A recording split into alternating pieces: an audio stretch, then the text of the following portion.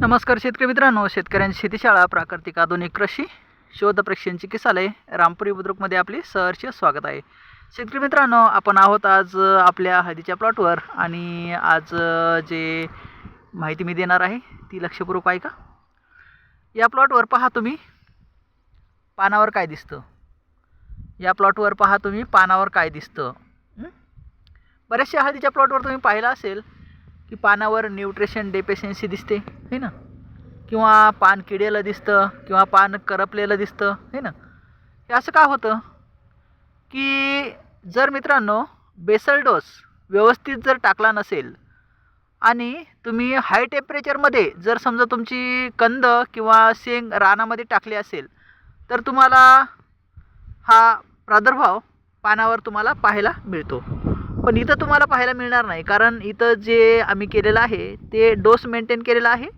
पहिला डोस आपण जे देतो तो बेसल डोस, त्यामध्ये शेणखत आपण इथं घेतलेलं आहे 2 ट्रेलर. त्याच्यानंतर ते शेणखत व्यवस्थित डिकम्पोजिशन करून घेतलं. कच्चं शेण रानात नाही टाकलं, डिकम्पोजिशन करून ते शेण रानात टाकलं आणि त्याच्यानंतर त्या शेणामध्ये आपण DAP 2 बॅग आणि पोटॅश 1 बॅग असा बेसल डोस त्यामध्ये मिक्स केला आणि ते बेडवर आतरून दिलं. आणि बेडवर आतरून दिल्यानंतर आम्ही जूनच्या पहिल्या आठवड्यामध्ये लागवड केली. आज तारीख आहे मित्रांनो जुलैची 21 तारीख, म्हणजे जवळपास या प्लॉटला आपल्या जवळपास 40 दिवस पूर्ण झालेले आहेत. तर 40 दिवसामध्ये ह्या प्लॉटची ग्रोथ पहा कशी दिसते, एक नंबर. तर असं भरघोस आणि दर्जेदार उत्पादन जर तुम्हाला घ्यायचं असेल तर आमची क्रॉप गार्डलाईन सर्व्हिस आहे, शेतकऱ्यांची शेतीशाळा. या शेतीशाळेमध्ये संपर्क साधा. आमचा कॉन्टॅक्ट नंबर आहे 9623066788. तर मित्रांनो, भरघोस आणि दर्जेदार उत्पादनाचे सूत्रसंचालन या आमच्या चॅनलवर करण्यात येतं. सुरुवातीपासून ते शेवटपर्यंत काय लागतं पिकाला, काय नाही लागत, काय द्यायचं काय नाही द्यायचं, खतं टाकायचे तर खतं कसे टाकायचे, पिकाच्या मुळाच्या सानिध्यामध्ये खतं पडले पाहिजे. आलं लक्षात. खतं टाकणं म्हणजे सरळ लोक काय करतात, बेडवर टाकून देतात. आता आमच्या बेडवर टाकलेला डोस तुम्हाला दिसतो का, पहा.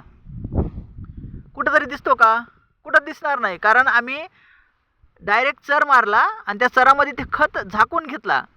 कारण हा खत आपण जे बेसल डोस टाकतो वरून नाही टाकायचा. वरून जर टाकलं तर त्या खताची वाफ ह्या पानावर धावते खालून, आणि त्या पानावर तुम्हाला त्या खताचे साईड इफेक्ट दिसायला लागतात. म्हणजे तुमचं पान डेफिशियन्सी जी पानावर दिसायला लागते किंवा पान साईडनं करपल्याला दिसायला लागतं किंवा पानावर डागढब्बे दिसायला लागतात, हे न्यूट्रिशनचे प्रॉब्लेम असतात, म्हणजे केमिकल फर्टिलायझरचे प्रॉब्लेम असतात. कारण खत हे आपला पेट्रोकेमिकल आहे आणि त्याच्यामध्ये बरेचसे एन्झाईम आहेत, काही केमिकल आहे, त्याचे साईड इफेक्ट आपल्याला हे पानावर दिसायला लागतात. त्यामुळे उघडा खत मित्रांनो टाकायचा नाही, ही गोष्ट लक्षात घ्या. उघडा खत बेडवर अजिबात टाकायचा नाही. जर समजा तुम्हाला खत जर टाकणं होत नसेल तर खत टाकू नका कृपया करून, ही विनंती आहे. पण अशाला असं डायरेक्ट बेडवर उघडा खत टाकू नका, ही गोष्ट लक्षात घ्या, कारण त्याचे साईड इफेक्ट असतात. आणि दुसरी गोष्ट सांगावीशी वाटते की मित्रांनो, मुळाच्या सानिध्यामध्ये खत पडलं पाहिजे. खत समजा आपलं हे झाड आहे, या झाडाची मुळी कुठं आहे, फक्त टीसभर मुळी आहे झाडाची असती, तर ह्या झाडाच्या टीसभर मुळीच्या सानिध्यामध्ये खत पडलं पाहिजे. झाडाची मुळी इथं आहे आणि तुम्ही जर खत इथं टाकलं, लक्षात, तुम्ही जर खत इथं टाकलं तर ह्या झाडाला मिळेल का? जर समजा हे झाड आहे आणि इथे याच्या इतीच्या अंतरानं तुम्ही जर इथं खत टाकलं तर ते झाडाला मिळेल का? नाही मिळणार ना, कारण तिथं त्या झाडाची मुळीच नाही आहे. ही गोष्ट लक्षात घ्या. तर खत कुठं पडलं पाहिजे, झाडाच्या मुळीच्या सानिध्यामध्ये, आणि एकदम मुळीवर पण नाही. असं अर्थाचा अनर्थ घेऊ नका की डायरेक्ट मग मुळी टाकायला तुम्ही सुरुवात करता. डायरेक्ट मुळीवर पण खत नाही टाकायचं. डायरेक्ट मुळीवर जर तुम्ही खत टाकलं तर तुमचं झाड जळून जाण्याची शक्यता आहे, कारण हे बारीक कोंब आहे, छोटं झाड आहे, नाजूक झाड आहे. याच्या मुळीला विजा होते रसायनाची, आणि रसायनाची जर विजा झाली तर मुळी जळून जाईल, आणि मुळी जर जळून गेली तर तुमचं झाड पण करपून जाईल, है ना. ही गोष्ट लक्षात घ्या. छोट्या छोट्या गोष्टी आहेत. खत टाकायचं तर कसं टाकायचं, कुठं टाकायचं, केव्हा टाकायचं, कोणतं टाकायचं, ह्या एक ना अनेक गोष्टी महत्त्वाच्या आहेत क्रॉप गार्डलाईनमध्ये. सर्व शेतकऱ्यांना असं वाटतं की क्रॉप गार्डलाईन घेतली म्हणजे क्रॉप डॉक्टर आम्हाला लुटणार का काय, असं कसं लुटणार? त्याला काय आहे का नाही सस्पेन्शन? काही तुम्हाला कसं देईल किंवा काही पैसे तुमच्याकडून कसं घेईल? अजिबात घेणार नाही. एक गोष्ट लक्षात घ्या, कृषी तंत्रज्ञान म्हणजे काय? ज्या होणाऱ्या चुका आहेत त्या चुका टाळणे म्हणजेच कृषी तंत्रज्ञान. ही गोष्ट लक्षात घ्या. अर्थाचा अनर्थ करू नका. जे आम्ही सांगतो ते जर व्यवस्थित तुम्ही जर शेतामध्ये राबवलं तर 100% आणि 100% 101% उत्पादन तुम्हाला वाढूनच मिळणार, यात अजिबात शंका नाही. पण तुम्ही जर अर्थाचा अनर्थ जर केला तर नुकसान तुमचंच होणार आहे. ही पण गोष्ट लक्षात घ्या. तर कृषी तंत्रज्ञान म्हणजे काय की होणाऱ्या चुका टाळणे म्हणजेच कृषी तंत्रज्ञान. जे आपण शेतामध्ये करतो त्या गोष्टी जर आपण व्यवस्थित नाही केल्या तर नुकसान आपलंच होणार आहे, दुसऱ्या कोणाचं नाही.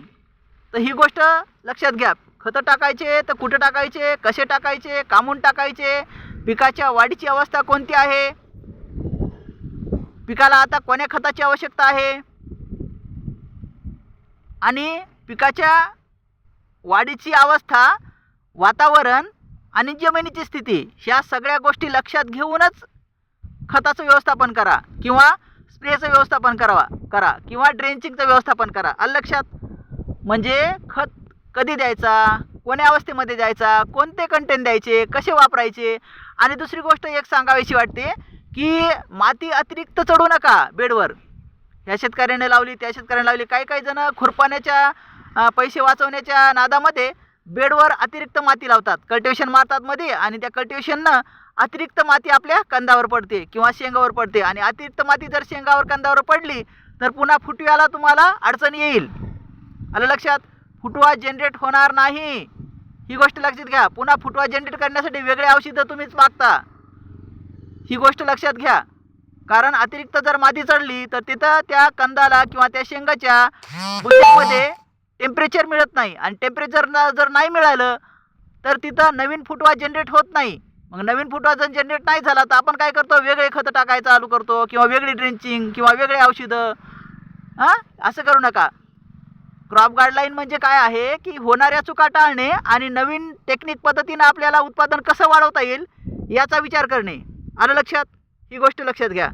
थँक्यू मित्रांनो. Wish you all the best. काही जर अडचणी असतील तर आपला व्हॉट्सअप नंबर आहे, त्यावर त्या कमेंटमध्ये तुम्ही सांगा किंवा व्हिडिओ कमेंटमध्ये सांगा की तुमच्या काय अडचणी आहेत. तर कसा वाटला प्लॉट आमचा? खूप छान ना, जबरदस्त. वा मामा, एक नंबर व्यवस्थापन केलं. थँक्यू, धन्यवाद.